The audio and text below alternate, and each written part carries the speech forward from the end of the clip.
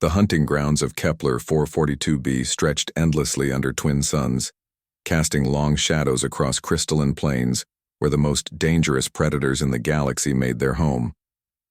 Commander Sarah Chen adjusted her environmental suit as she watched through reinforced observation panels, her heart racing despite years of diplomatic training. Today would determine whether humanity's newest colony world would survive or become another footnote in the galactic expansion records. Zathara moved with fluid grace across the hunting ground, her massive form cutting through the alien landscape like liquid death. Standing 12 feet tall, her scales shimmered between deep gold and amber, catching the light of both suns as they moved across her powerful frame. Forearms ended in razor-sharp claws that could slice through titanium steel plating, while her elongated skull housed a brain capable of strategic thinking that had made the Shakari Empire the most feared military force in 3 sectors. The Shakari had claimed this world as their sovereign hunting preserve 2 centuries, before humans even left their solar system. Now, with humanity's desperate need for habitable worlds growing each year, they had petitioned the Galactic Council for shared colonization rights. The response had been swift and terrifying. Zathara herself, the legendary Huntress Prime of the Shakari fleet, would determine humanity's worthiness through trial by combat. But this was no ordinary trial. The Shakari believed that true warrior spirit could only be tested when protecting something precious. That was why little Marcus Webb, barely 8 years old, now crouched in terror behind a cluster of crystal formations while the most deadly hunter in known space stalked toward him. Sarah pressed her hands against the observation window, fighting every instinct to break protocol and rush onto the hunting ground. The boy had volunteered, or rather his parents had volunteered him, understanding that one child's courage might save millions of human lives. The Galactic Council had approved the trial under ancient Shakari law, and no outside interference was permitted once the hunt began. Marcus wore a simple environmental suit, too large for his small frame, the helmet making his frightened face look even younger. He carried no weapons, only a small beacon that would signal if he managed to survive for one full rotation of Kepler 442b's primary sun. 8 hours. 8 hours against Zathara, who had never failed to claim her prey in over 3 decades of hunting. The child's breathing came in rapid bursts over the communication channel, his small voice whispering prayers his parents had taught him. Behind him, the crystal formations rose like frozen lightning, creating a maze of potential hiding spots. But Sarah knew, as did every human watching from the orbital stations above, that hiding from a Shakari huntress was like trying to hide from death itself. Zathara paused in her approach, her serpentine neck turning as she tested the air with sensory organs that could detect fear pheromones from miles away. Her golden eyes, each the size of dinner plates, fixed on the crystal formation where Marcus cowered. A low rumbling sound emerged from her throat, the Shakari equivalent of amusement. The hunting ground fell silent except for the whisper of alien wind across the crystalline landscape. Even the native creatures, small scavengers that typically chirped and clicked throughout the day, had gone quiet in the presence of the apex predator. The twin suns continued their dance across the purple sky, marking time toward either Marcus's salvation or humanity's greatest diplomatic failure. Sarah watched as Zathara took another step forward, her massive talons leaving deep grooves in the hardened ground. The Huntress Prime moved with deliberate slowness, savoring the hunt as her species always did. To the Shakari, the anticipation was as important as the kill itself. They believed that true warriors revealed themselves not in moments of strength, but in moments of absolute terror. Marcus suddenly broke from his hiding spot, running on unsteady legs across the open ground toward another cluster of formations. His small form looked impossibly fragile against the vast landscape, like a single leaf blown by hurricane winds. Zathara's head tracked his movement with predatory precision, but she made no move to intercept him. Not yet.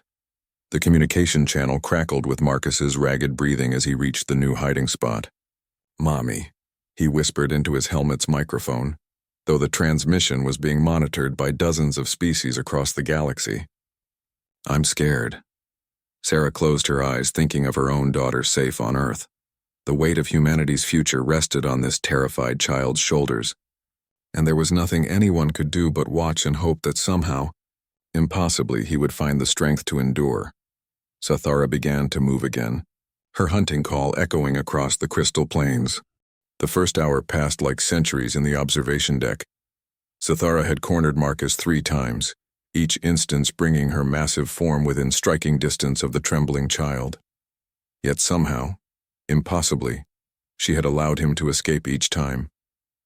Her claws would whistle through the air mere inches from his environmental suit, close enough that Sarah could see Marcus stumble and fall from the rush of displaced air. Ambassador Kithara of the Galactic Council shifted uneasily in his hover chair, his 4 eyes blinking in sequence as he watched the hunt unfold. The insectoid diplomat had overseen hundreds of Shakari trials, but something about this one felt different. Zathara was playing with her prey, yes, but there was an unusual restraint in her movements that defied explanation. The Huntress Prime. "Grow soft," hissed Commander Vextal, Zathara's own second-in-command from his position at the communication console.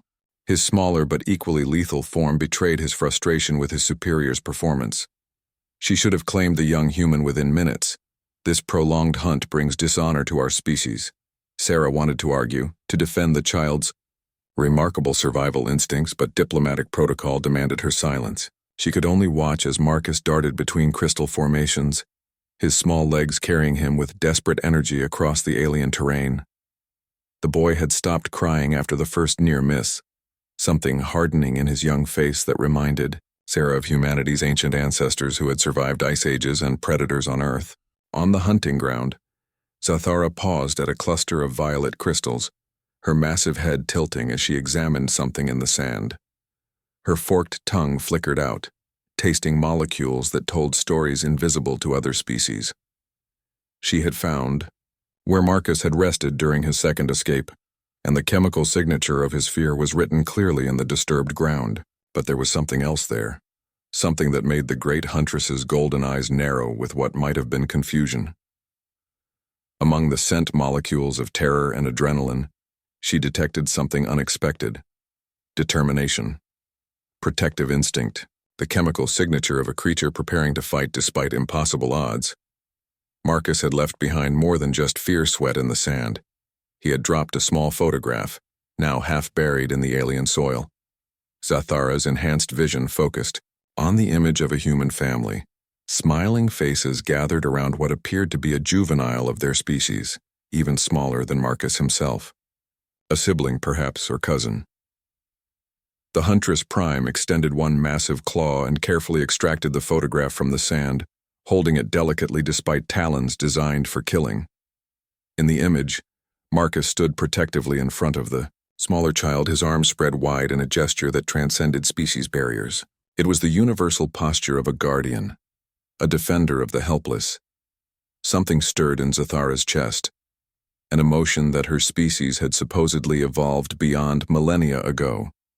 The Shakari had embraced their role as apex predators so completely that concepts like mercy and compassion had been systematically bred out of their genetic line. Yet looking at this small human who carried the protective instincts of his entire species, she felt an echo of something her ancestors might have recognized. Marcus appeared from behind another crystal formation, moving more carefully now, his earlier panic replaced by grim determination. He had torn fabric from his environmental suit to mark his trail, creating false scents to confuse potential pursuit. It was a tactic that showed remarkable ingenuity for such a young creature, the kind of adaptive thinking that had allowed humans to spread across their home galaxy despite being physically inferior to most predator species. Zathara watched him work, noting how he moved with increasing confidence despite his obvious fear. The child was learning, adapting, becoming more dangerous with each passing moment.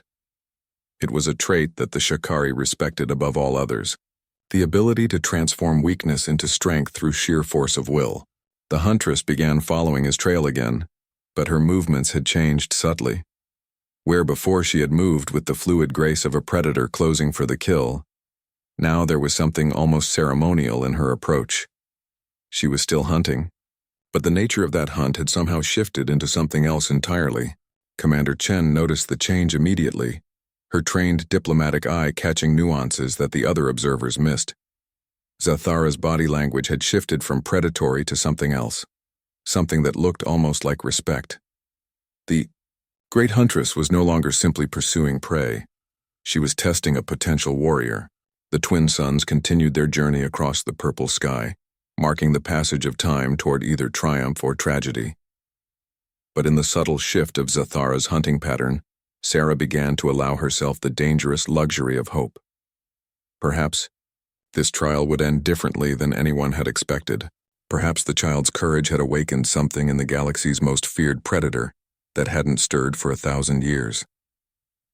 Marcus stumbled again, exhaustion beginning to take its toll on his small frame, but he pushed himself upright and continued moving. He was no longer running blindly but choosing his path with growing tactical awareness. The boy was thinking like a survivor, and somehow that seemed to matter to the creature pursuing him. By the third hour, the impossible was happening. Marcus had not only survived longer than any prey in Zathara's hunting history, but he was actively evading her with increasing skill. The child had discovered that the crystal formations created acoustic shadows, dead zones where even Shikari-enhanced hearing couldn't penetrate. He was using these spaces to rest and plan his next moves, displaying a tactical intelligence that impressed even the hardened military observers. Captain Reeves of the human colonial fleet paced behind the observation windows, his weathered hands clasped behind his back. "Look at him move," he muttered, pride evident in his voice. 3 hours against the galaxy's apex predator, and he's not just surviving, he's learning. Zathara crouched beside a formation of blue-green crystals, her massive frame perfectly still as she listened to the sounds of the hunting ground. Her prey was close, perhaps 50 meters away, his small heartbeat audible to her enhanced senses. Yet for the first time in her centuries of existence, she found herself reluctant to close the distance.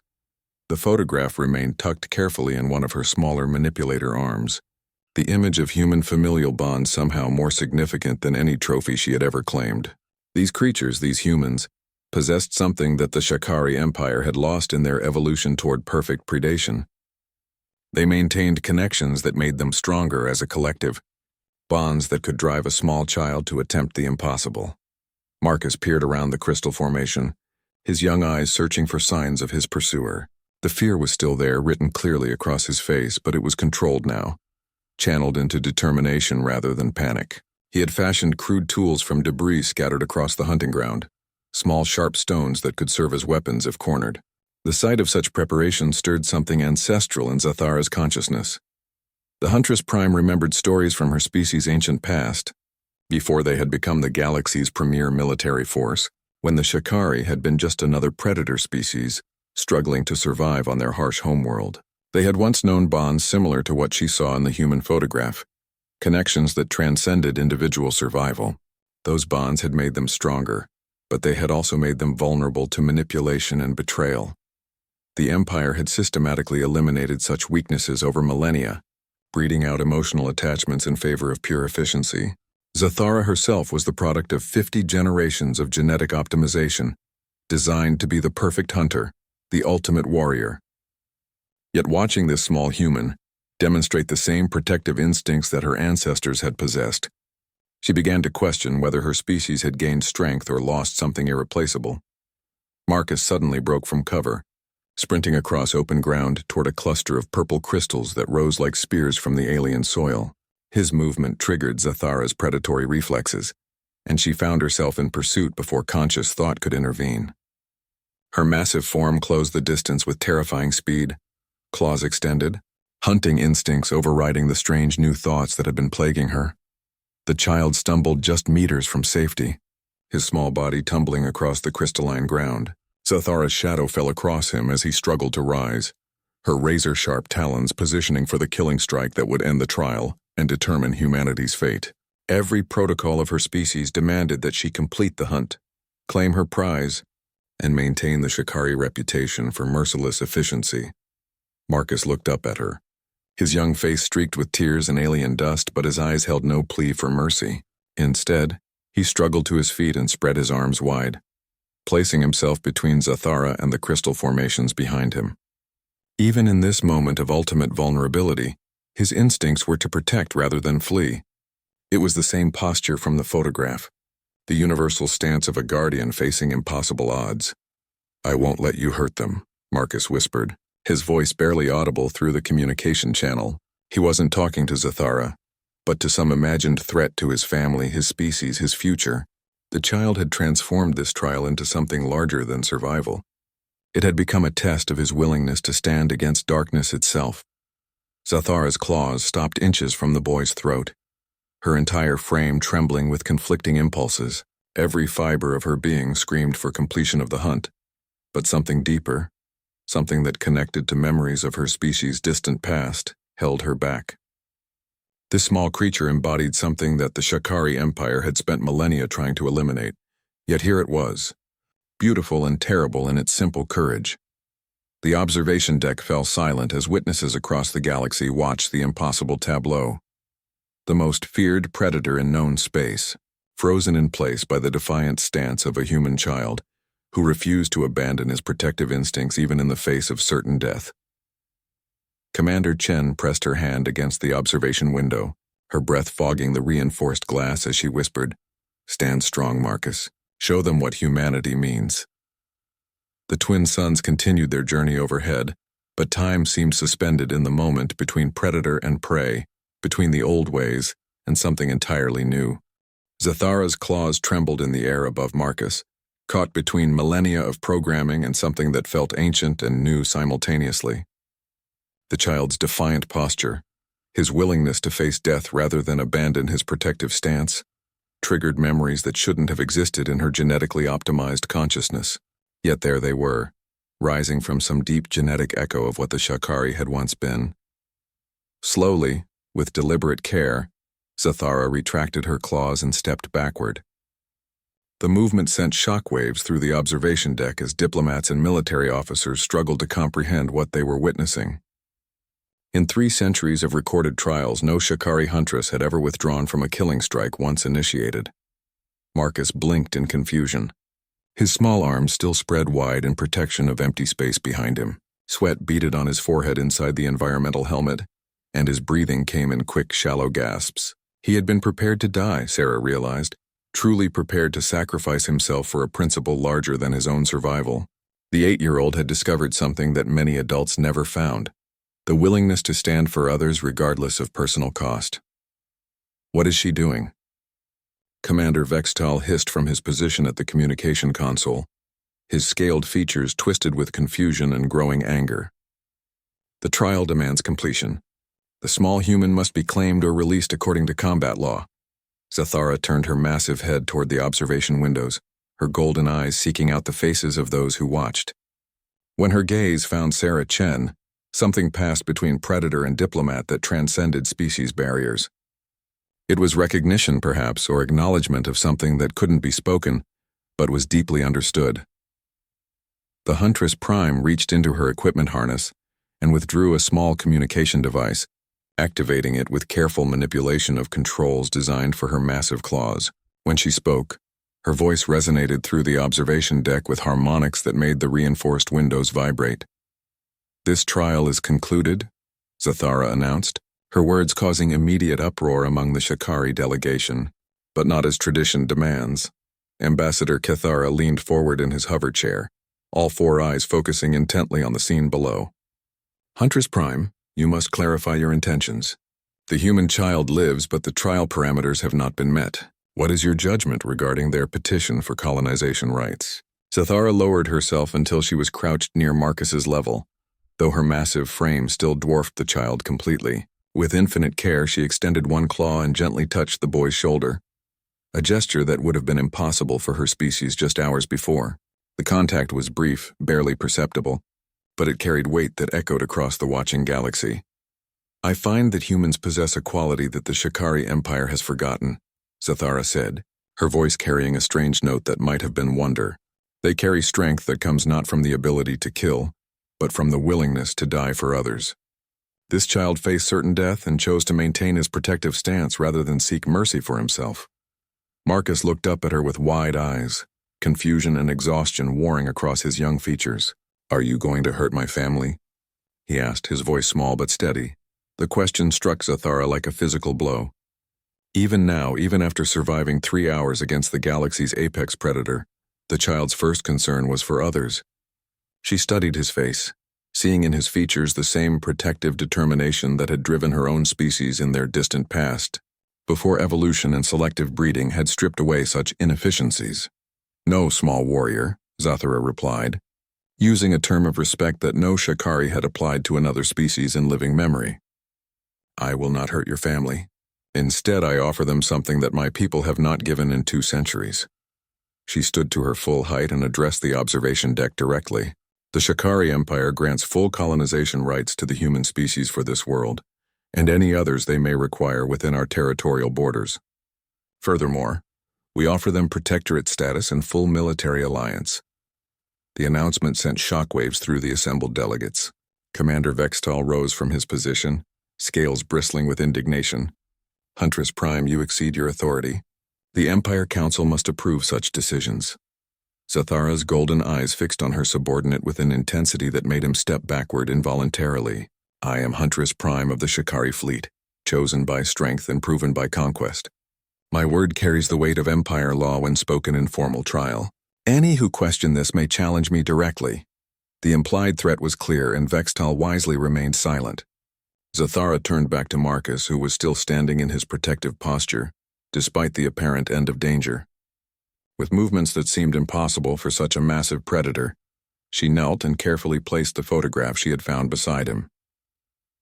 You dropped this, young guardian, she said softly. Keep it close. It represents something precious that should never be lost.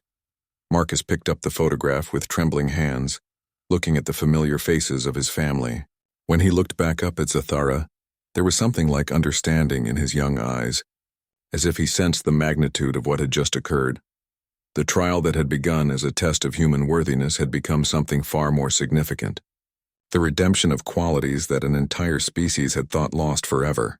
The aftermath of Zathara's decision rippled across the galaxy like shockwaves from a collapsing star. Within hours, news networks in 17 different sectors were broadcasting footage of the trial, focusing particularly on the moment when the galaxy's most feared predator had chosen mercy over tradition. The image of Zathara gently touching Marcus's shoulder became an instant symbol, reproduced on everything from diplomatic communiques to children's artwork. Sarah Chen found herself in the unusual position of conducting interspecies diplomacy with an 8-year-old as her primary witness.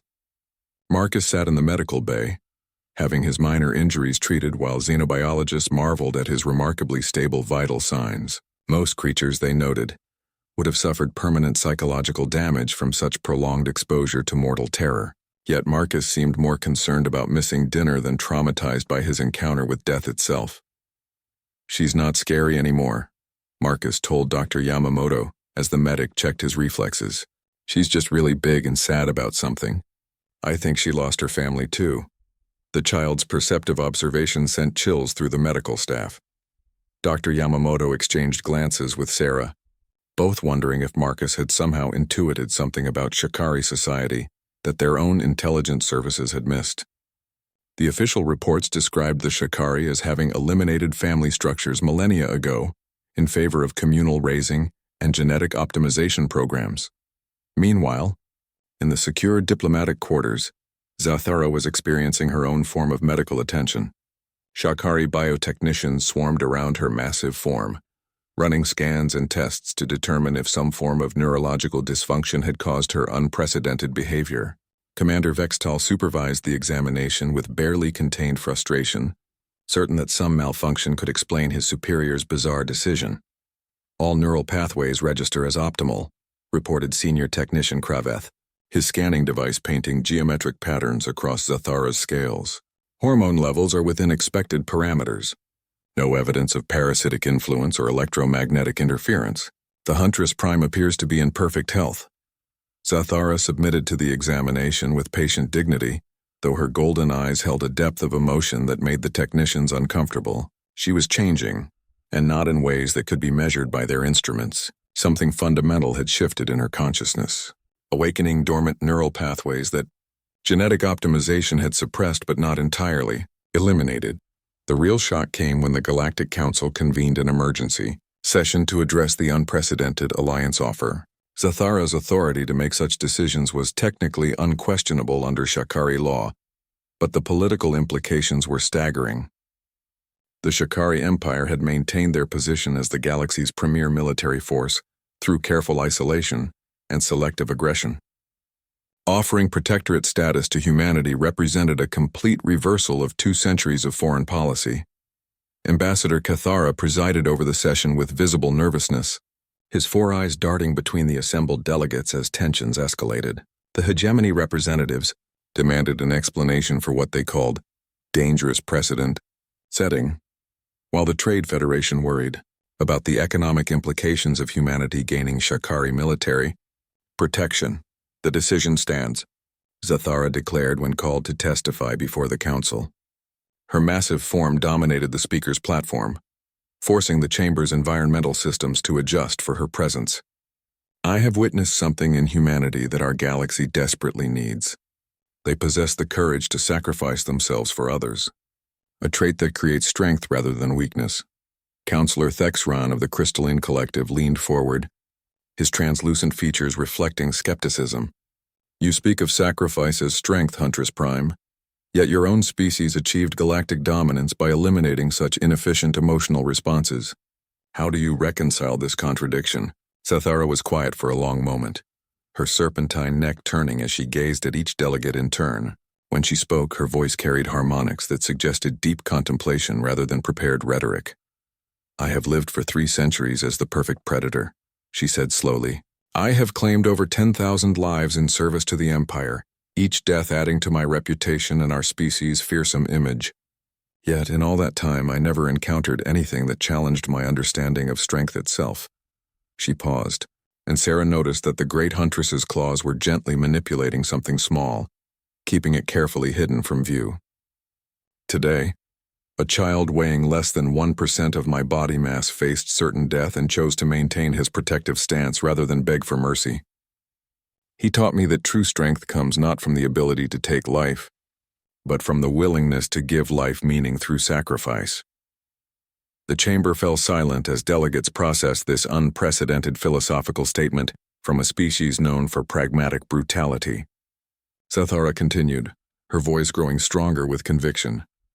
The Shakari Empire has spent millennia perfecting the art of war, but we have forgotten the purpose of peace. Humanity reminds us of what we once were and what we might become again. Their alliance offers us something more valuable than territorial expansion or resource acquisition. They offer us the chance to rediscover our own lost humanity. The term humanity, spoken by a Shakari, sent waves of shock through the assembled delegates. Never before had any species applied that uniquely human concept to themselves, recognizing it as a universal quality rather than a species-specific trait. As the session continued, it became clear that Zathara's decision would stand, but its implications were only beginning to unfold across a galaxy that had suddenly discovered that even apex predators could learn compassion from their intended prey. 3 months after the trial that changed galactic history, the effects of Zathara's decision were reverberating through civilizations across 17 sectors. The footage of her gentle touch on Marcus's shoulder had inspired what sociologists were calling the mercy movement, a philosophical shift that challenged centuries of established military and political doctrine on the human colony world of New Geneva. Captain Rodriguez walked through settlement construction zones where Shakari engineers worked alongside human architects to build structures that accommodated both species. The sight of massive predators carefully manipulating delicate human technology would have been unthinkable just months before, yet here they labored with unprecedented cooperation and mutual respect. It's remarkable, Rodriguez told his companion, Dr. Elizabeth Hayes, as they watched a Shakari engineer named Kethvok install precision electronics with claws that could have shredded the components in an instant. 6 months ago, that same individual was part of a military fleet that conquered the Altarian system. Now he's helping us build schools for our children. Dr. Hayes nodded, still amazed by the transformation she was witnessing. As the colony's chief xenopsychologist, she had been studying the behavioral changes occurring throughout the Shakari population. Zathara's actions didn't just affect her personally, she explained. They triggered something like a collective awakening across their entire species. Genetic memory traces that had been suppressed for millennia are suddenly becoming active again. The changes weren't limited to the Shakari. Across the galaxy, species that had spent centuries locked in territorial disputes and resource conflicts were beginning to question the fundamental assumptions that drove their aggressive policies. The image of a child standing protectively against impossible odds had somehow become a universal symbol that transcended species barriers. On Earth, Marcus Webb had become something of a celebrity. Though his parents worked hard to maintain his normal childhood, despite constant media attention, the boy seemed largely unaware of his historical significance, more interested in the collection of alien artifacts that various species had sent as gifts. His favorite was a crystal formation from the hunting ground where he had faced Zathara, a memento that glowed softly in response to emotional states. He doesn't understand what he did. His mother, Jennifer Webb, told reporters during one of her rare interviews.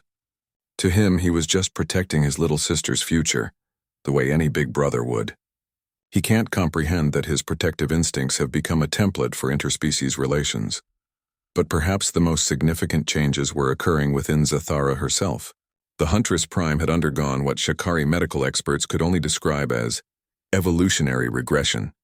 Her genetic optimization slowly unwinding to reveal neural pathways that hadn't been active in her species for thousands of years. She was experiencing emotions that had no words in modern Shikari language, forcing her to learn human and other alien vocabularies to express her evolving consciousness.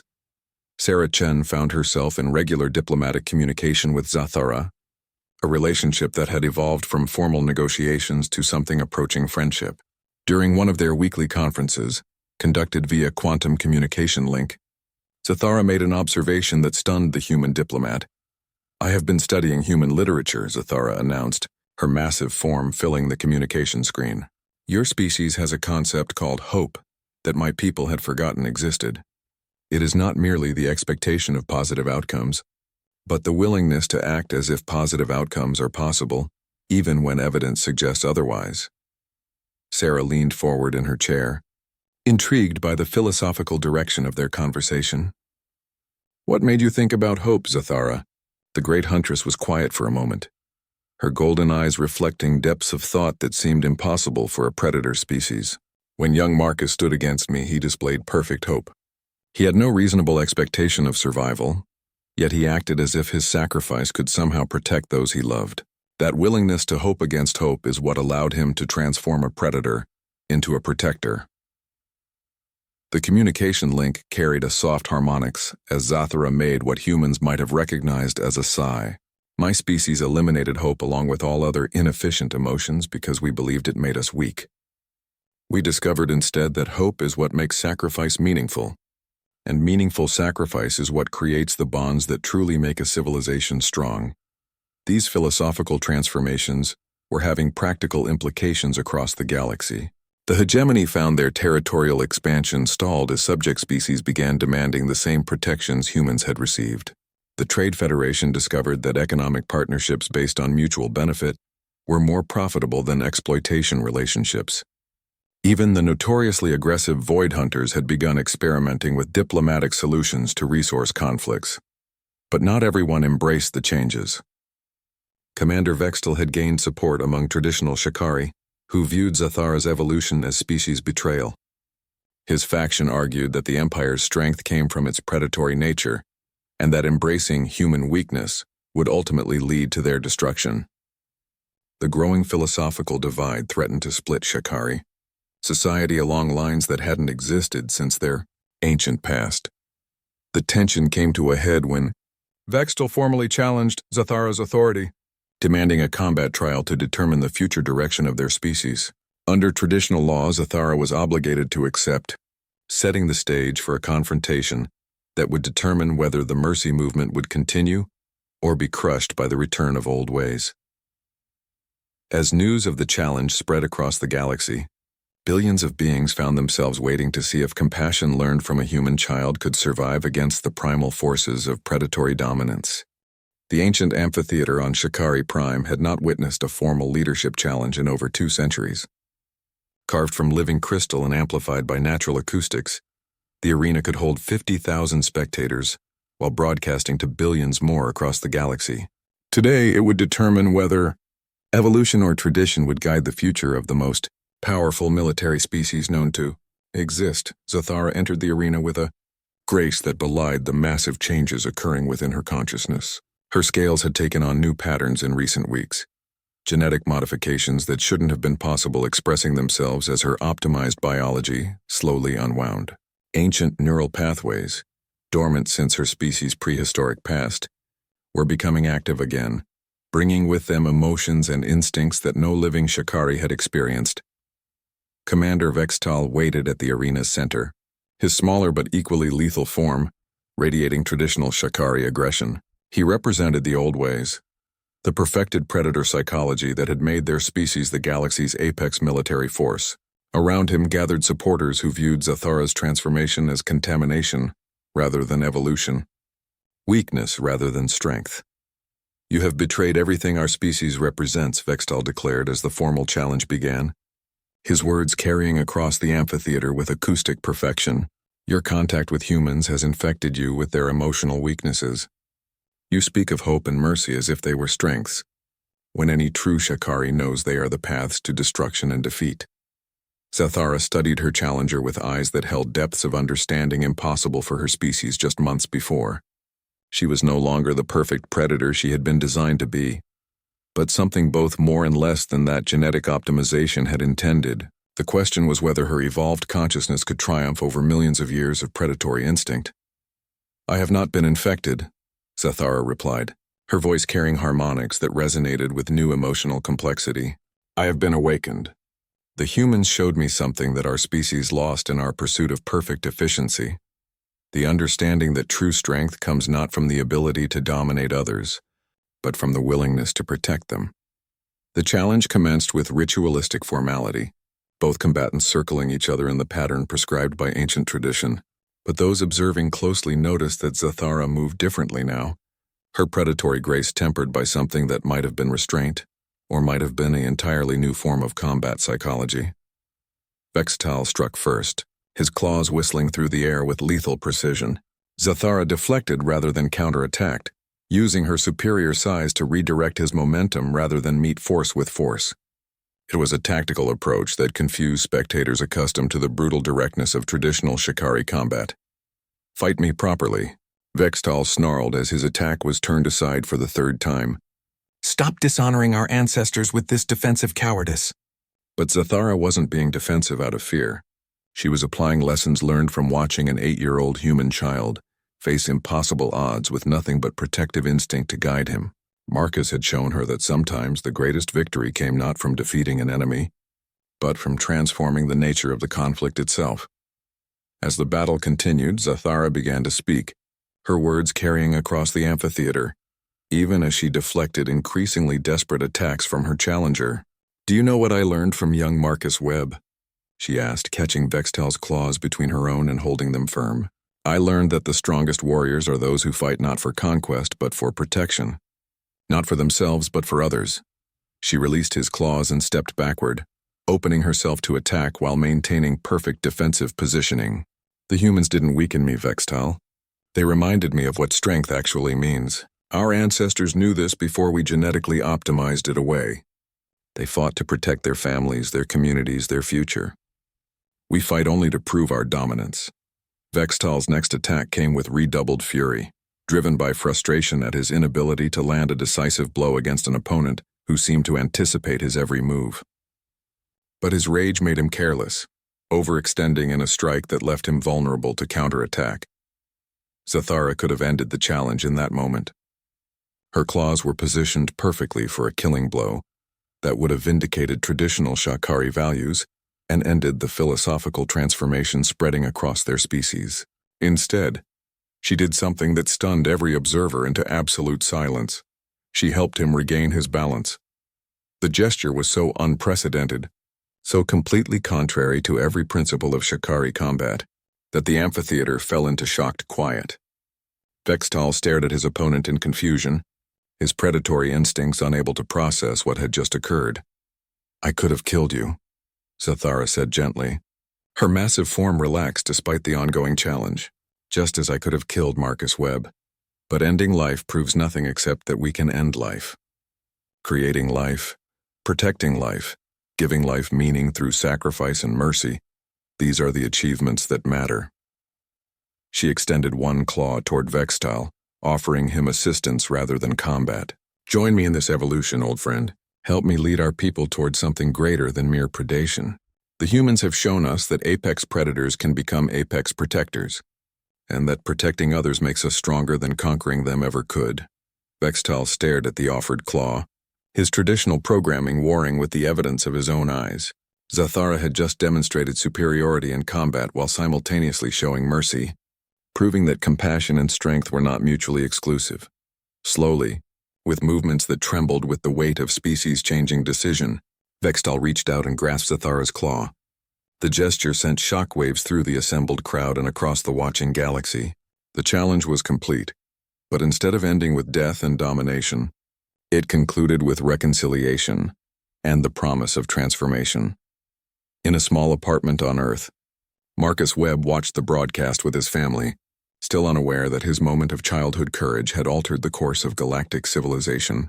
But as he saw the two massive aliens embrace in friendship rather than fight to the death, he smiled with the simple satisfaction of knowing that sometimes standing up for others really did make a difference. The galaxy had learned that even apex predators could discover mercy, and that mercy, rather than weakening them, had made them stronger than they had ever imagined possible.